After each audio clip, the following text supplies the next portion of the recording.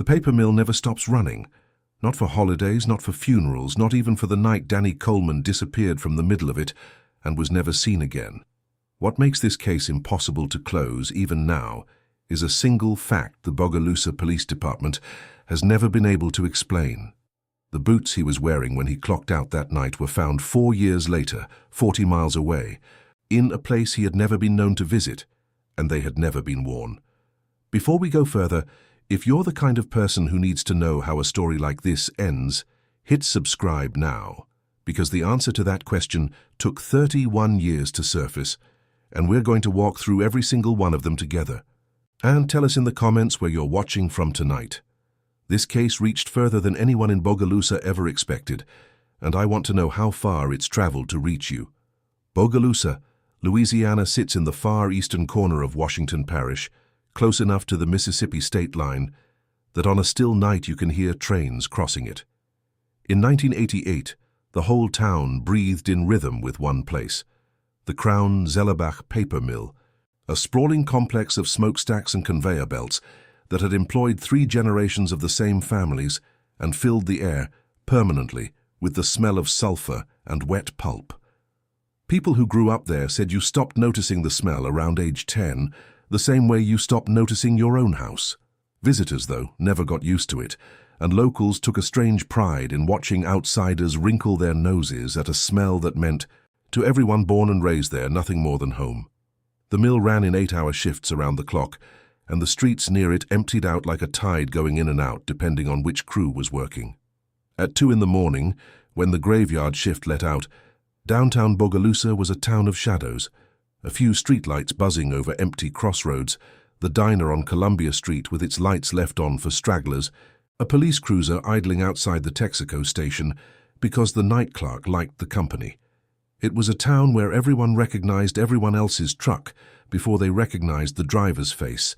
where a stranger's car parked too long on a residential street was the kind of thing 3 different neighbors would mention to each other by lunchtime the next day. Danny Coleman was 24 years old and had worked the pulp processing line at the mill for going on 5 years, ever since he'd finished at Bogalusa High and decided, like his father before him, that a steady mill paycheck beat chasing something uncertain outside the parish. He was well liked in the particular quiet way that mill men were well liked, not the loudest voice in the break room, but the one people trusted to cover a shift or lend $10 without keeping score. He stood a little over 6 feet, broad through the shoulders from years of manual labor. With sandy brown hair he kept short under his hard hat and a scar above his left eyebrow from a childhood bicycle accident that people who knew him could point to from across a room. He had a habit of whistling old country songs under his breath while he worked, off-key enough that his co-workers teased him for it, and a laugh that carried further than he probably realized. He still lived at home, in a small clapboard house on Avenue F, with his mother, Ruth Coleman, who worked as a housekeeper for the Bishop family on the north side of town. Danny's father had passed some years before from complications tied to decades of mill work, and it had been Ruth and Danny against the world since. The two of them close in the specific way that surviving spouses and their children sometimes are, checking in on each other's days out of habit rather than obligation. Every night, without fail, Danny left a light on over the kitchen stove so his mother wouldn't come home to a dark house after her own long day, a small gesture neither of them ever discussed, but both of them relied on. The night Danny disappeared was a Thursday in the middle of July, thick with the kind of heat that Louisiana summers are known for, heat that didn't break even after the sun went down, the kind that left a film of sweat on your skin the moment you stepped outside and made the cicadas scream louder than usual in the pine stands ringing the town. He'd worked the 4 to midnight shift, and by all later accounts it had been an unremarkable evening on the line. No arguments, no incidents. Nothing anyone flagged as unusual, at least not at first glance. What we know about his final hours comes from piecing together 3 separate accounts, none of which lined up perfectly, which is itself part of why this case sat frozen for so long. The first account comes from Wanda Perkins, who ran a small diner 2 blocks from the mill gates, a place mill workers ducked into after their shifts for coffee and a plate of something hot before heading home. Wanda had known Danny his whole life. She'd gone to school with his mother, and she kept his order memorized the way she kept a dozen other regulars' orders memorized. A small kindness that made the diner feel less like a business and more like an extension of everyone's kitchen. She remembered him coming in a little after midnight, same as most nights, and ordering the same thing he always ordered, a cup of black coffee and a slice of pecan pie, because Danny had a sweet tooth he never grew out of. But Wanda would later tell the sheriff's department that Danny seemed distracted that night, checking the clock above the counter more than usual,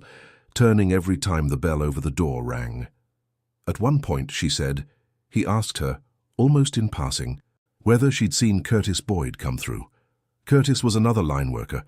a year or two older than Danny, someone Danny had worked alongside for years, without any particular closeness or tension that Wanda had ever noticed. When Wanda said she hadn't seen Curtis that night, Danny reportedly went quiet, finished his coffee faster than usual, and left without his pie, pushing the plate a few inches toward the register, as if leaving it there for someone else, which she thought was strange enough to remember, because Danny Coleman never left food on a plate. The second account comes from Curtis Boyd himself, who told investigators in the days after Danny went missing that he had in fact run into Danny outside the mill gates sometime around 12:30 in the morning, and that the two of them had exchanged words. Not friendly words, according to Curtis's own admission, though he was vague about the substance of the disagreement, calling it mill stuff and nothing serious when pressed. Curtis said Danny walked off toward Avenue F on foot, same as always, since Danny didn't own a car and typically made the 15-minute walk home regardless of the hour, cutting across the same 3 streets he'd walked 1,000 times before. Curtis said he himself got into his truck and drove the opposite direction, toward the trailer he shared with his girlfriend on the edge of town, and that was the last he claimed to have seen of Danny Coleman. The third account, the one that never quite fit with the other two, came from a mill security guard named Otis Sherman, who worked the overnight gate and logged vehicles and foot traffic in and out of the property in a battered spiral notebook chained to the guardhouse desk. Otis's logbook, later entered into evidence, showed Danny Coleman clocking out and passing through the gate on foot at 12:19 a.m., a full 11 minutes before Curtis Boyd said their conversation even happened. Whether this was a simple error in Curtis's memory of the time, a discrepancy in the logbook, or something more deliberate was a question that would hang over the case for decades, unresolved, because in 1988 nobody thought to press very hard on an 11-minute gap between a security log and a man's recollection of a hallway conversation. Nobody yet understood how much that gap would come to matter. Ruth Coleman woke up that Friday morning the way she always did, a little before 6, and found her son's bed hadn't been slept in, the porch light still burning uselessly in the daylight. Her first thought wasn't panic. Millmen sometimes stayed out late after a shift, drinking with co-workers or sleeping over at a girlfriend's, and Danny was 24, a grown man entitled to a night out. But by noon, when he hadn't called and hadn't shown up, and by 2 in the afternoon, when the mill confirmed he hadn't clocked in for what would have been an unusual daytime overtime shift, he sometimes picked up. Ruth's unease turned into something sharper, something that settled in her stomach like a stone. She walked the 2 blocks to Wanda's diner herself, still in her housecoat, asking if anyone had seen her boy, and it was Wanda who first suggested gently, taking Ruth's hands across the counter, that maybe it was time to call the sheriff's department. The Washington Parish Sheriff's Office in 1988 was a small operation, understaffed and underfunded in the way that a lot of rural Louisiana law enforcement was during that era, and the man who caught Danny Coleman's missing person case was Sheriff Earl Vaughn himself, 47 years old at the time, a career lawman who'd grown up in Bogalusa and had a reputation, deserved or not, for being thorough but slow, a man who believed in following procedure to the letter, even when the letter of procedure wasn't built for urgency. If you're a fan Vaughn's of initial mystery response, cases, by later admission of don't his own forget to deputies, like and was to treat the subscribe to our case as a channel. probable voluntary disappearance for the first 48 hours. A young man blowing off steam, maybe nursing a broken heart, maybe just needing space. The kind of thing that happened often enough in a town this size that it rarely warranted more than a phone call to the family a few days later. It wasn't until Ruth Coleman showed up at the sheriff's office a second time, this time with Wanda Perkins and Pastor Jerome Franklin standing beside her, 3 sets of eyes fixed on him, with a weight he couldn't wave off with paperwork, that the department escalated the case to an active search. Pastor Franklin, 60 years old that summer, led the small Baptist congregation Ruth and Danny attended on the east side of town, and he would become one of the more persistent voices pushing the investigation forward over the following weeks. He was a broad, unhurried man with a voice built for filling a sanctuary, and he had buried enough of his congregation's sons and fathers over the decades to know exactly how quickly a small town could talk itself into forgetting an uncomfortable question. It was Pastor Franklin who organized the first community search, gathering nearly 40 volunteers from the congregation and the mill to walk the wooded areas along the route Danny would have taken home. The drainage ditches near Avenue F, the tree line bordering the old rail spur, the kudzu-choked lots behind the abandoned Pearl River lumber warehouse, where teenagers sometimes snuck off to drink. They searched for 3 days in the brutal July heat, calling Danny's name into the pine woods until their voices went hoarse and found nothing. No shoe, no wallet, no scrap of clothing snagged on a fence line, no sign that Danny Coleman had ever walked that route at all. The search dogs brought in from a neighboring parish picked up a scent trail that started at the mill gate, followed Avenue F for roughly 6 blocks, consistent with Danny's known walking route, and then went cold at the intersection with Pine Street, a spot with no obvious explanation for why a scent trail would simply stop. The handler, a quiet man from Franklinton who'd worked dozens of cases across the river parishes, told Sheriff Vaughn it was the strangest dead stop he'd seen in years. No circling, no doubling back, nothing to suggest the dog had simply lost the scent in the ordinary way. It just ended, the way a sentence ends mid-word. There was no vehicle reported at that intersection that night by any witness. No evidence of a struggle. Nothing but an ordinary residential corner with a stop sign and a single working street lamp, where the trail simply ended, as if Danny Coleman had been lifted straight up off the sidewalk. Sheriff Vaughn's investigation, hampered by the tools available in 1988, moved the way most cold cases of that era moved, slowly and mostly through interviews, through legwork,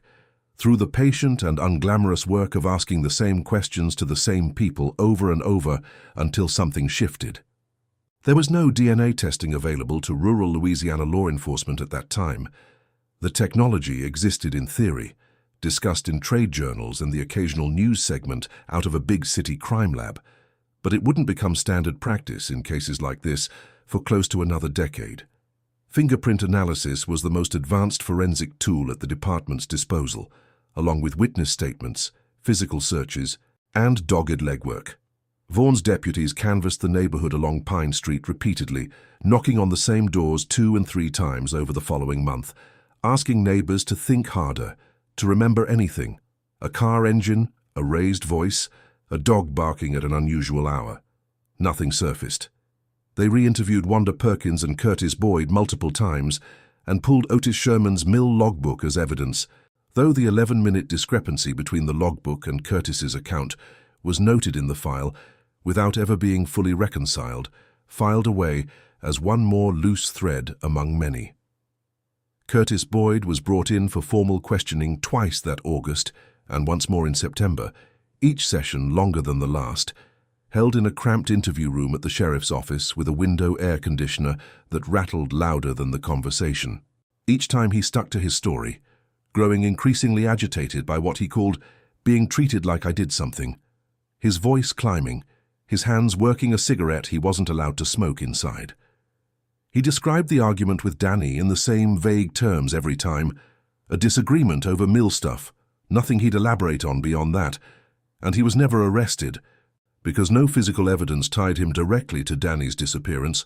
only the uncomfortable fact that he had been, by his own admission, one of the last people to see Danny alive,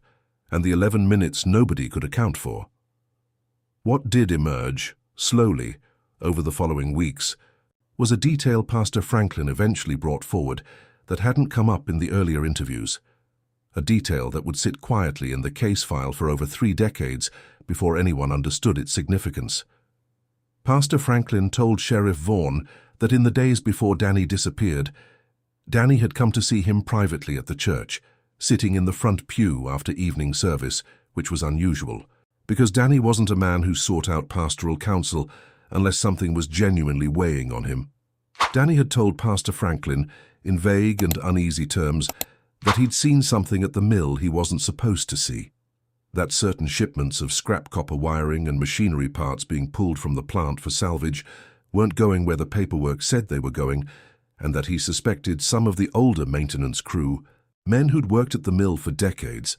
and held a kind of informal seniority that made them untouchable in the eyes of younger workers, were skimming material and selling it off through a scrapyard outside the parish. Danny hadn't named names to Pastor Franklin,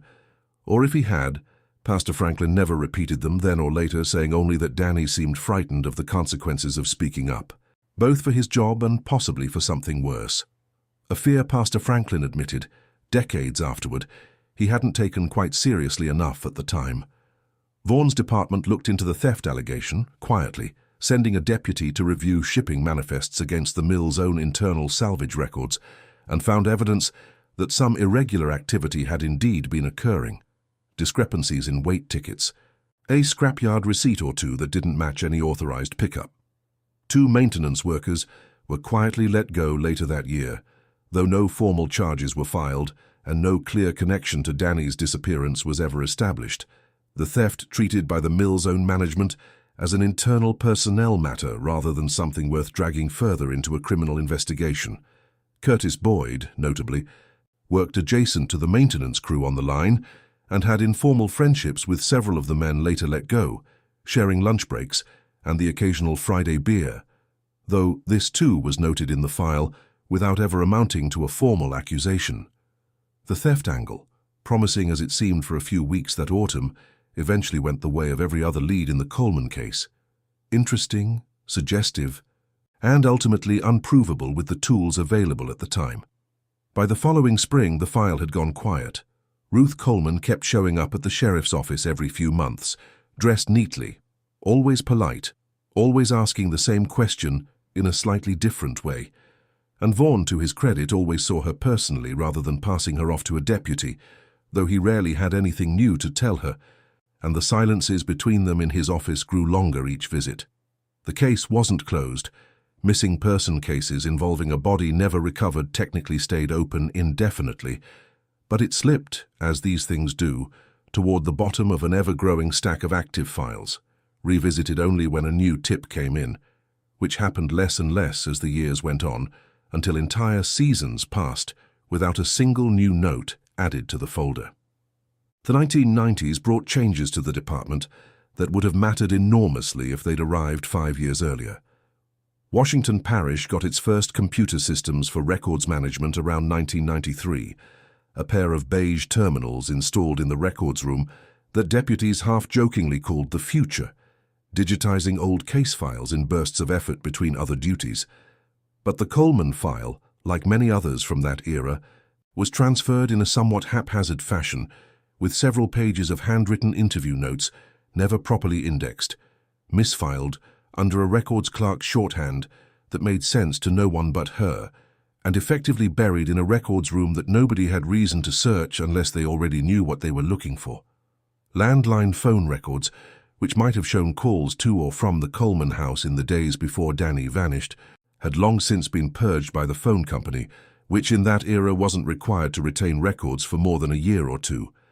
DNA testing became more available to Louisiana law enforcement agencies as the decade progressed, showing up first in high-profile homicide cases out of Baton Rouge and New Orleans, but without a body, without physical evidence tied to a specific location. There was nothing in the Coleman file for that technology to test. Ruth Coleman never remarried, never moved from the house on Avenue F, and spent the better part of the next 3 decades keeping a framed photograph of Danny on the mantel and a light on the porch every night. A habit her neighbors noticed and never asked her to explain, because everyone in Bogalusa understood exactly what it meant. She continued working as a housekeeper for the Bishop family well into her 60s, riding the same bus route across town twice a day, and every few years, usually around the anniversary of Danny's disappearance in July, she'd place a call to whoever was sitting in the sheriff's office by then, asking gently and without accusation whether there was anything new, and listening to the same careful, apologetic silence on the other end of the line. Sheriff Earl Vaughn retired in 1998, having never solved the case that he later told colleagues bothered him more than any other in his career, the one file he said he still thought about most nights before falling asleep. He passed away in 2011, the Coleman file still an open wound in a department that had by then mostly turned over its staff several times, the case reduced to a name new deputies recognized only because old-timers still occasionally mentioned it over coffee. Bogalusa's own unsolved mystery, spoken of the way small towns speak of ghost stories, half history and half warning. The 2000s came and went with barely a ripple in the case. A tip in 2004 phoned in anonymously, suggesting Danny had simply run off to Texas, was investigated and found to be baseless within a week. A skeletal discovery in a wooded area near Franklinton in 2008 sent a brief jolt of hope and dread through the department and through Ruth Coleman herself, only for dental records to rule out any connection to Danny within days. Each false lead cost the family another small collapse. Another private grief reopened and resealed. The mill itself changed ownership twice during these years, corporate mergers absorbing Crown Zellerbach into larger paper conglomerates, and with each transition, more of the old employment and shipping records from the 1980s were archived, digitized in fragments, or in some cases, simply lost to time and changing management. The break in the case, when it finally came, arrived almost by accident in 2019 through an unrelated investigation nearly 200 miles away. A salvage yard outside Hattiesburg, Mississippi, just across the state line, close enough to Bogalusa to have been within reach of anyone driving from Washington Parish in under an hour, was being cleared out after the death of its longtime owner, a man named Silas Reeves who had run the yard since the 1970s, buying and reselling scrap metal from mills, garages, and construction sites across 3 counties. During the clearing process, contractors hired to demolish an old storage shed on the property found, tucked into a rusted metal drum sealed with tar and buried beneath decades of accumulated scrap, a pair of work boots, a mill identification badge with a faded photograph, and several personal effects consistent with someone who had worked at a paper mill in the 1980s. One of the contractors, a younger man who'd grown up in Hattiesburg, but had family across the line in Washington Parish, thought the mill badge looked familiar enough to mention to his supervisor, and it was that small, almost throwaway observation that put the discovery in front of the right set of eyes. The Hattiesburg Police Department, recognizing the mill badge as belonging to Crown Zellerbach, a company whose Bogalusa operations were well documented even after changes in ownership over the decades, reached out to Washington Parish authorities, and the case landed on the desk of Detective Marlene Hayes, 38 years old, who had joined the Sheriff's Department a decade earlier and had, somewhat unusually for someone her age, taken a personal interest in the parish's backlog of unsolved cases. Her own grandfather had worked at the Crown Zellerbach mill for 30 years, and he'd mentioned the Coleman disappearance to her more than once when she was a child, calling it the one nobody in this town ever really let go of, a phrase that stuck with her long after his death, and that she found herself repeating to her own colleagues the day the call came in from Mississippi. Detective Hayes pulled the original 1988 file, badly organized as it was, spending the better part of a weekend at her kitchen table cross-referencing handwritten interview notes against the digitized fragments from the 1990s, piecing together a timeline that Sheriff Vaughn's department had never had the luxury of assembling all at once. She cross-referenced the badge photograph and identification number with mill employment records still held in archive by the paper company's corporate successor, and the match to Danny Coleman was confirmed within days. What followed was a modern forensic process that Sheriff Vaughn could never have imagined having access to. The boots and personal effects were sent to a state crime lab for forensic testing, and though decades of burial in tar-sealed conditions had degraded much of the physical evidence, technicians were able to recover trace DNA material from the interior lining of the boots, sufficient for comparison against a reference sample. Ruth Coleman, then 83 years old and still living in the house on Avenue F, provided a maternal DNA sample without hesitation,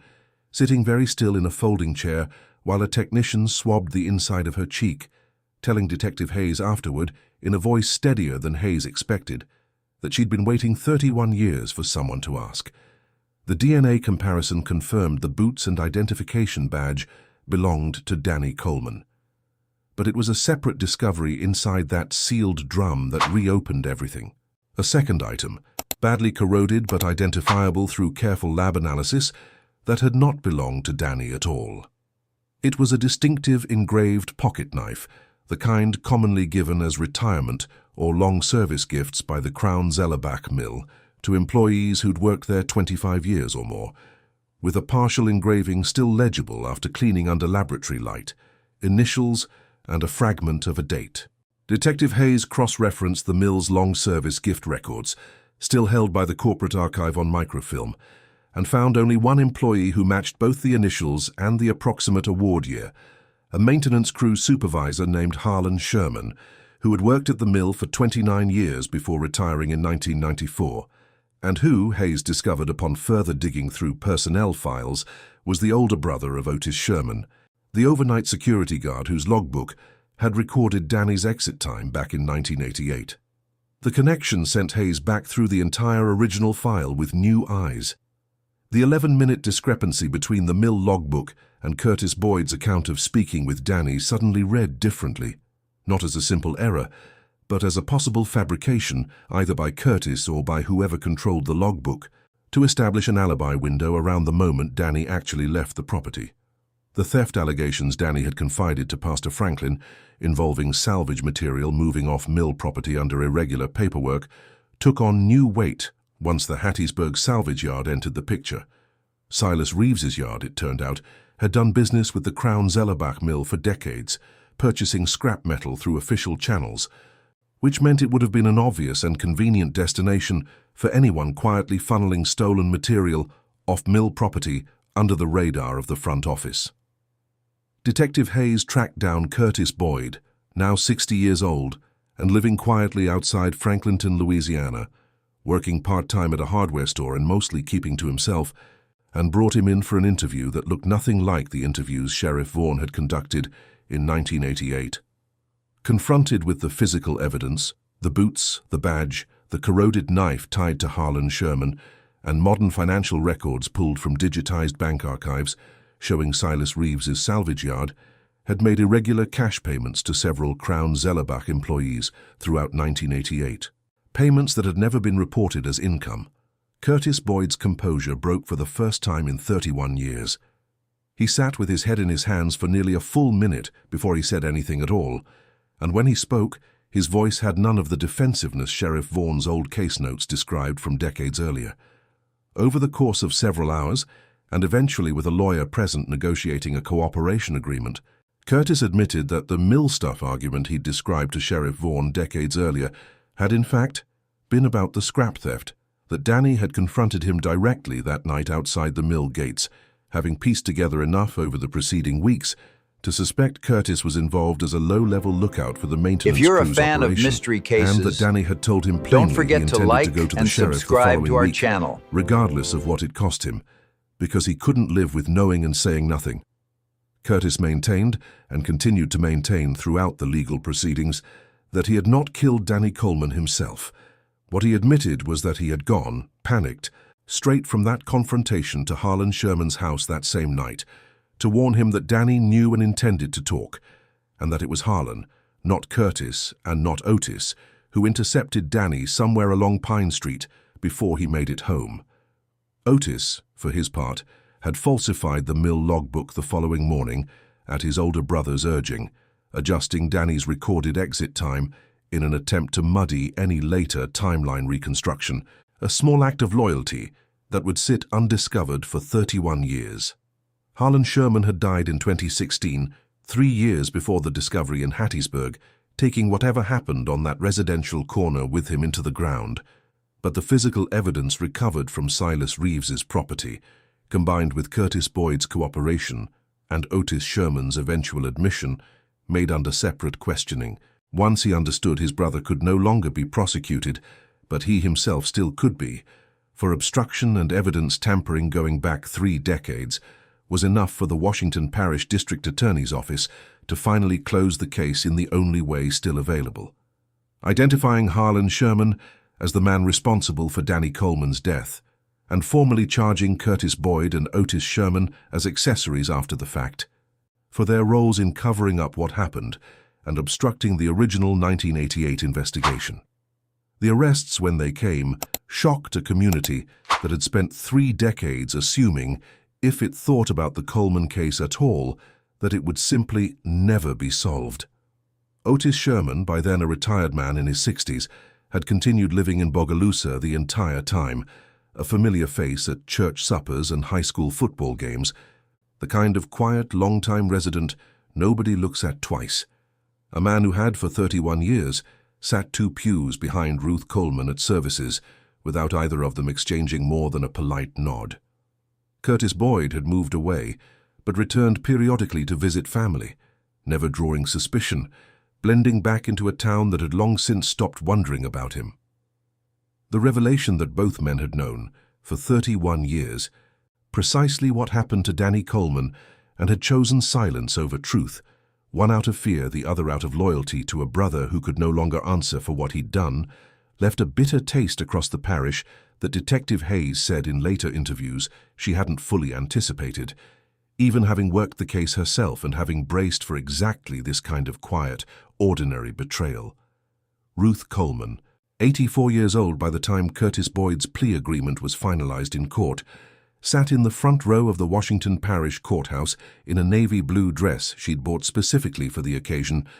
and listened to the full account of what had happened to her son on a July night in 1988. She did not cry, according to those who sat near her. She simply listened, hands folded in her lap, the way she had listened to bad news her entire life. She did not speak to reporters afterward beyond a single sentence, delivered quietly on the courthouse steps, her voice carrying further than its volume should have allowed. That she had always known he wasn't the kind of boy to simply walk away, and that it had taken the rest of her life to be proven right. She passed away 18 months later, having finally been able to bury her son in the plot beside his father, in the small cemetery on the edge of town, closing a distance that had sat open in that ground for 31 years. Pastor Jerome Franklin, well into his 90s by then, insisted on presiding over the service himself, his voice thinner than it had been in 1988, but steady enough to carry the same words he'd once used to comfort a mother who refused to stop asking questions. The paper mill in Bogalusa has changed hands more than once since 1988, operating today under a different corporate name, though long-time residents still call it by the old one out of habit, the way people do with places that outlast the companies that own them. The intersection of Avenue F and Pine Street looks much as it did that summer, a quiet, residential corner, unremarkable in every way except to those who know what it once represented. The last known point on Earth where Danny Coleman was ever seen walking, before the trail went cold for 31 years, and before a rusted drum buried outside Hattiesburg, Mississippi finally gave up what a small Louisiana town had spent 3 decades refusing to forget. Detective Hayes still keeps a copy of the original 1988 case file in her desk drawer, not because she needs it anymore, but because she says every young officer in the department should see, at least once, exactly how long a town can hold on to a question before someone finally answers it. This video is a work of fiction created for entertainment and educational purposes only. Any resemblance to real persons, living or dead, or to actual events, is purely coincidental. This is not a depiction of a real case.